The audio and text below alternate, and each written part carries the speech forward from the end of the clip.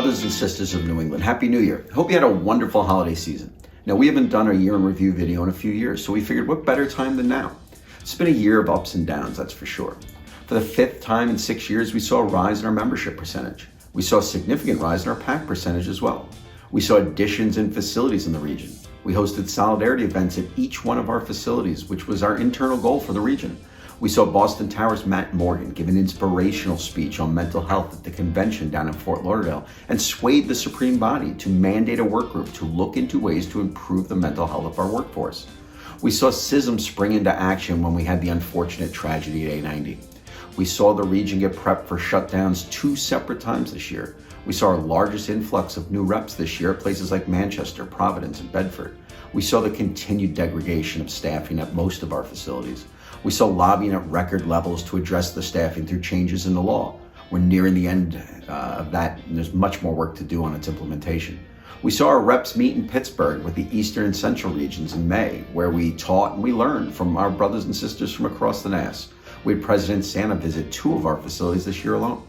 We're most proud of the immense teamwork, the grit, the determination by the work group down at Nantucket, led by ARVP Brian Krampovitis, to help address their pay, giving raises as high as $50,000 per year. Overall, it was another stellar year by our leaders of this great region. Let's hear from a few of them now. Hello, New England NATCA. I'm Brian Krampovitis, your NATCA New England Alternate Regional Vice President. As this year draws to a close, I'm proud to celebrate our region's achievements with you all. Throughout the past months, our collective efforts have led to remarkable milestones. One of the major achievements of this year is the work completed by the Nantucket Housing Collaborative Work Group.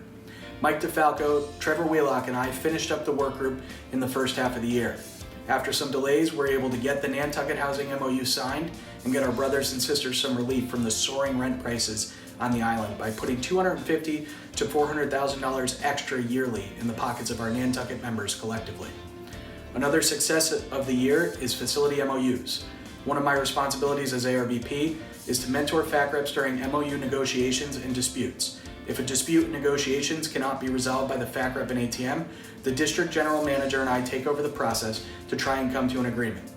This year, we've made significant strides in our schedule and leave MOUs in multiple facilities. This year's negotiations were also filled with many challenges. Some facilities tried to make major gains from previous year's agreements, and others fought to ward off heavy-handed attempts by management to reduce work-life benefits. In the end, all of our buildings came out in a strong position, with either gains being made or a clear path and strategy to increase working conditions for our members in next year's MOUs. These achievements are the fruits of this region's hard work and dedication. The relentless pursuit of excellence has brought us to these milestones. Looking forward, let's continue to carry this momentum and determination into the coming year. Together, we can overcome any challenges we're faced with and achieve even greater success. I'd like to extend my gratitude to the entire NACA New England leadership team for their contributions to NACA New England this year. Their dedication and hard work have been instrumental in our success. I also want to express my appreciation to the members of our region. Despite constant challenges like low staffing, 6-day work weeks, and the looming threat of government shutdowns, your professionalism is commendable. Here's to a future of continued success and achievements in our region. Thank you. Happy New Year, NACA New England. My name is Jamie Green, and I am your New England Legislative Committee member. Our legislative team has been hard at work again this year, navigating an ever-changing political and legislative landscape. At this year's NACA in Washington, we had amazing support from not only you, our membership, but also support from some of the leading voices affecting aviation in Washington. Our goal was to add the CRWG numbers into the FAA reauthorization bill, and we were successful in that endeavor. We currently have language regarding max hiring added in the House bill and have a lot of support in the Senate version. We continue to battle FAA funding as the current continuing resolution expires on January 19th. Now more than ever, it's essential that we remain an integral part of the conversation of what policymakers pursue. So many issues that are crucial to your facility, such as staffing, hiring, modernization, and technology, are directly tied to our lawmakers' decisions. Do you want to get involved? NACA offers many ways to stay engaged and educated. You can sign up for one of our legislative classes on the NACA Academy webpage, or register for NACA in Washington that's happening in May. No one knows our profession better than you, so if you're interested in getting involved, please reach out to me or your local legislative rep. Hello, New England. I am Curt Fischer, longtime member of New England's leadership team. This marks my final end of the year update for NATCA New England, and I want to thank you all for putting your trust in me over the years and allowing me the many opportunities to serve our great union. You are an amazing region, home to some of the country's most dedicated and effective reps and activists, serving at the local, regional, and national levels. I'm proud to call all of you my friends and part of my NATCA family. As your collaboration facilitator, we visited almost every building in New England, stressing the importance of doing collaboration the right way. First, by knowing your contract, understanding how the traditional process is applied, and using that knowledge as the baseline for applying the many advantages of collaboration in a manner that gets better results for the membership. We continued our focus on training in 2023, having the fewest amount of TRB in New England since we began tracking data in 2018. Nearly 40% less review boards than in 2022. 6 dedicated NATCA TRB representatives did a great job this past year of protecting the process for our members with a goal of ensuring that all opportunities for success were provided in training. The TRB team continued to track and share data with each review board in an effort to ensure fairness and discover trends. 2 new TRB reps were onboarded in the past year. I want to encourage you all to make an effort to get involved in some way in 2024 and do your part to keep our New England region in the forefront of activism. Thank you again, New England. Hello, New England. I'm Lisa Fulford, your New England Labor Relations Coordinator. This past year, our region had 27 grievances that were elevated to pre-arbitration review, known as PAR.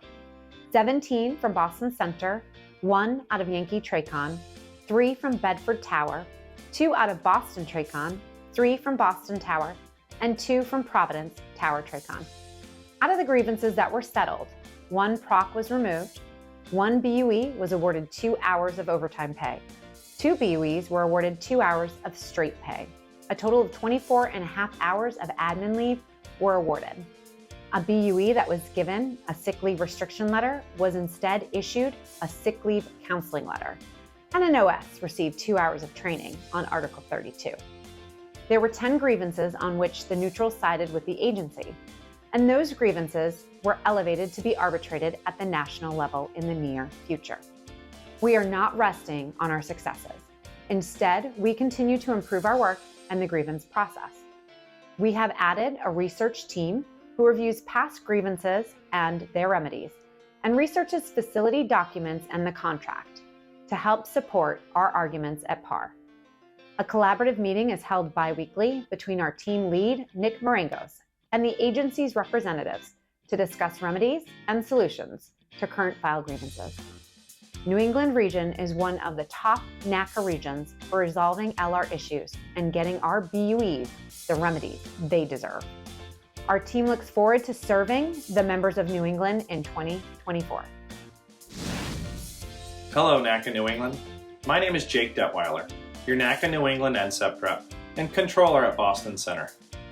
As we wrap up 2023, NCEP looks back on the impact of the ER process throughout the NAS.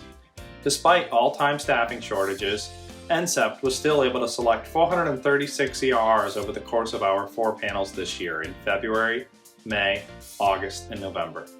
These 436 selections were out of a possible 454 losses, utilizing 96% of the available moves.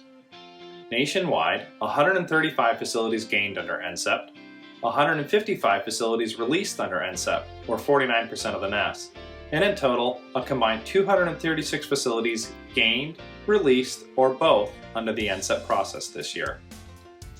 Looking towards 2024, as the FAA continues to hire at increasing rates, NCEP will play a crucial role to help overall movement and in staffing the higher level facilities that do not get a new hire academy grad feed. Our next panel is scheduled for Tuesday, February 13th. As always, feel free to reach out to me with any questions or issues that you may have. Merry Christmas and Happy New Year to the entire NATCA New England family. Hello, my fellow New England controllers. The past couple of years have been very busy coming out of COVID. Since then, we here in New England have been focused on laying the foundation for our safety processes. At the very core of that foundation are the controllers who have stepped up and volunteered to be facility safety reps, local safety council members, and other members who participate in safety processes. We have been successful with about 80% of our facilities to get these members in these roles. That was just the first step. Last fall in New England, we hosted a safety advocacy class to arm the members taking on these roles. This year, we have continued to utilize the team platform for regional communication and monthly meetings. We use these meetings to discuss local issues affecting our facilities and discuss regional and national topics such as FAA orders and processes. Orders such as the QC Order 7210.634 and the Partnership for Safety Order 7200.21. How these orders and the articles in our CBA protect and affect all of us. This year we have been striving to use this foundation and have a more present and effective LSC in our facilities. High-functioning LSCs are the needed platform to carry out all of these required processes that are supposed to be functioning, but often are sitting idle. High-functioning LSCs are the feedback mechanism that should be utilized for controllers. We will continue to strive to give controllers the knowledge needed to have robust safety processes in place. Our profession only moves forward and continues to be the safest airspace in the world with the collective work of all of us. Thank you all for keeping safety at the forefront of your operation. Hello, NATCA New England. I'm Karen McRae, your training rep for the district. I began this position in July and took over for Lisa Fulford, who did an amazing job. I meet with my management counterpart, Ed Angel, routinely and discuss issues that come up regarding training. We discuss the National Training Initiative weekly, the NTI, and I have to say, as a district, we are doing a phenomenal job. So thank you for working so tirelessly to make training a priority. The main idea for having the NTI is to identify and address impediments to training. We are here to help and find ways to lessen or alleviate these roadblocks that we're having. Any ideas or concerns, please feel free to contact me anytime. The agency started paying OJTIs an increased differential to train. That got extended this year, and hopefully we can see it be made permanent. Training is difficult, and that difficulty has been increased by the lack of staffing. It's not just the training teams. We all play a part. Everyone supports training, whether it be by reduced breaks, maybe sometimes taking less than ideal traffic from someone who's learning. We all have to pitch in, and you all do it, and it shows. Thank you again, and I hope you all have a happy holiday season. Hey everyone, my name's Steve Shefsick, and I'm the Pro Standards rep for the New England region. All of our Pro Standards committee members throughout the region did a fantastic job this year, taking in cases and working cases brought to them by our members. Pro Standards is a program that, if used to the maximum extent possible, can benefit our members by solving issues at the lowest level and with no threat of disciplinary action. If you ever have any questions about the program or whether something's a good fit for the program, by all means reach out to your facility Pro Standards rep or myself at ps.bos@natca.net. Thank you all for all the great work you did this year, and I hope you have a great holiday and a Happy New Year. Hey New England, I'm Shannon Lyman, your New England Communications Lead. Jim DeBole from Boston Center, Amy Bussell from Bedford Tower, and I were honored to provide our members with information regarding both regional and national topics via email and social media this year.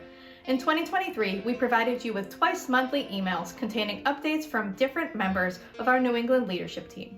We developed and ran multiple social media series this year, introducing you to our Region X sisters and brothers who work in our New England facilities, and we also highlighted our regional leaders and what they do for our members.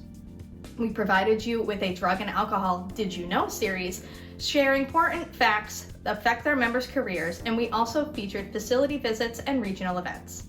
Facing 2 possible shutdowns this year, our team was prepared to keep the region informed of shutdown updates, leafleting campaigns, and rallies. Communicating with our members is an important part of a strong union, and your communications team looks forward to continuing to provide you, the member, with essential information in 2024.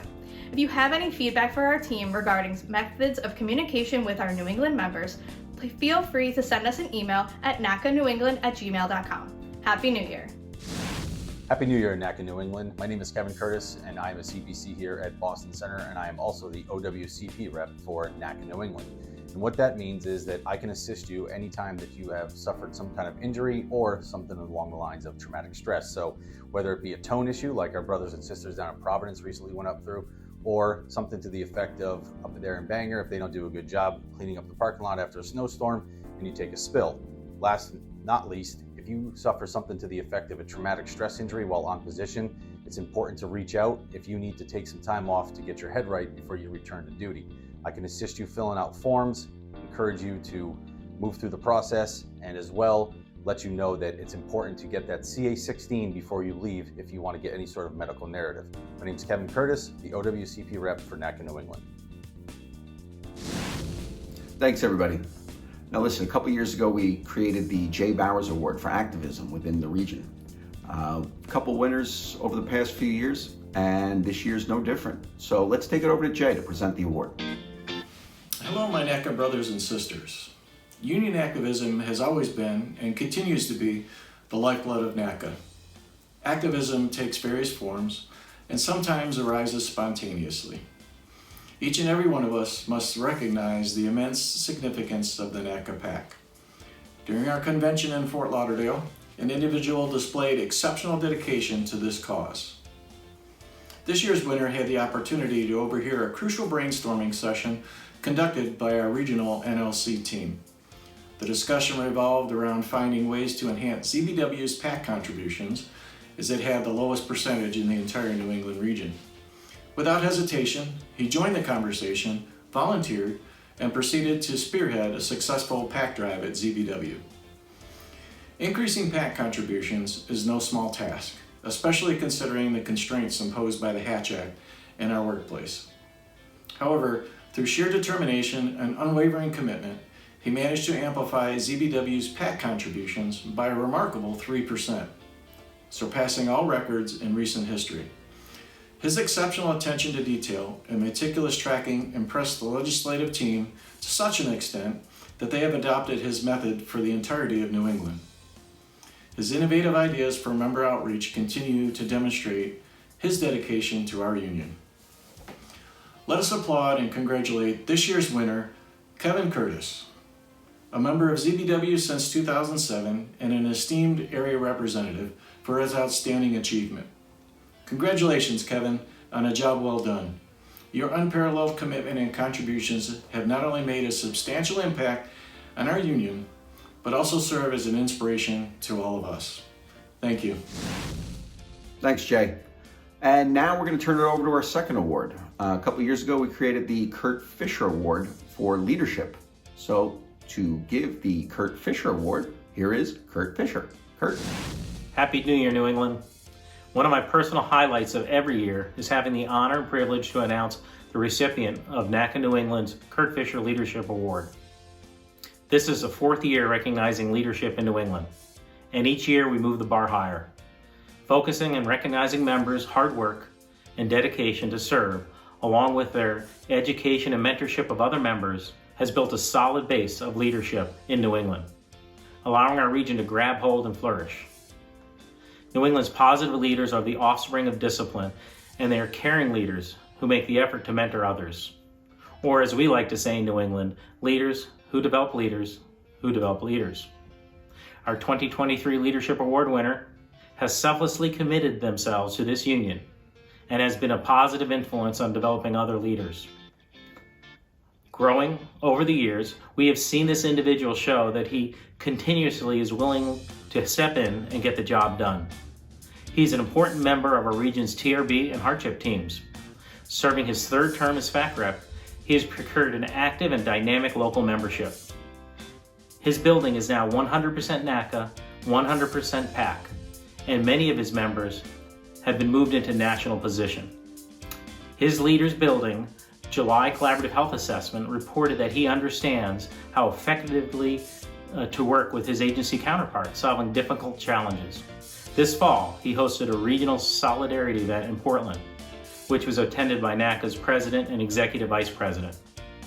I am pleased to announce Portland FAC Rep Steve Brown as the winner of the 2023 NATCA New England Curt Fischer Leadership Award.